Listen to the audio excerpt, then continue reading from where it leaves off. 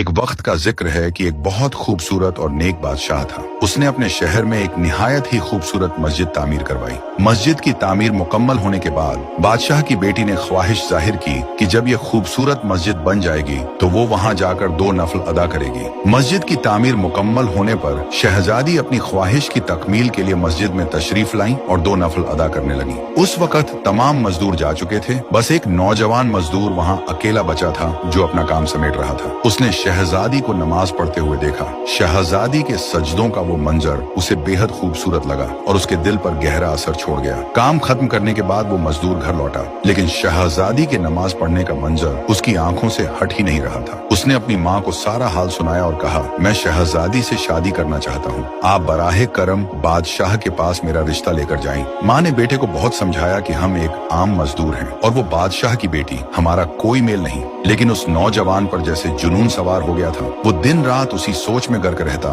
نہ کھانا کھاتا نہ کام کرتا۔ اس کی حالت دن بدن بگڑتی چلی گئی، یہاں تک کہ وہ مرنے کے قریب ہو گیا۔ بیٹے کی یہ حالت دیکھ کر ماں بہت پریشان ہوئی اور مجبوراً بادشاہ کے پاس پہنچی۔ اس نے بادشاہ کو اپنے بیٹے کی ساری کہانی سنائی۔ بادشاہ نے بڑے تحمل سے اس کی بات سنی اور کہا، اگر آپ کا بیٹا 40 راتیں مسجد میں تمام لوگوں کے جانے کے بعد قیام کرے تو میں اس کی شادی اپنی بیٹی سے کر دوں گا۔ بادشاہ نے یہ بھی کہا کہ اس کی نگرانی کی جائے گی اور اگر وہ 1 رات بھی نہ آیا تو یہ رشتہ نہیں ہو پائے گا۔ ماں نے گھر آ کر بیٹے کو بادشاہ کی شرط بتائی۔ وہ نوجوان فوراً تیار ہو گیا۔ ہر رات جب سب نمازی چلے جاتے وہ مسجد میں قیام کے لیے جاتا۔ وہ اللہ کے حضور سجدے کرتا، دعائیں مانگتا اور اس کی عبادت میں کھو جاتا۔ 1 2 3 کرتے کرتے 40 راتیں گزر گئیں، لیکن نوجوان بادشاہ کے پاس نہیں گیا، بلکہ وہ کئی اور راتیں بھی مسجد میں ہی گزارتا رہا۔ جب کافی دن گزر گئے اور وہ نوجوان بادشاہ کے پاس نہیں آیا تو بادشاہ نے اسے اپنے محل میں بلوایا۔ بادشاہ نے اسے پوچھا، کیا تم نے میری شرط پوری کی؟ نوجوان مزدور نے کہا، جی حضور، میں نے آپ کی شرط پوری کی ہے۔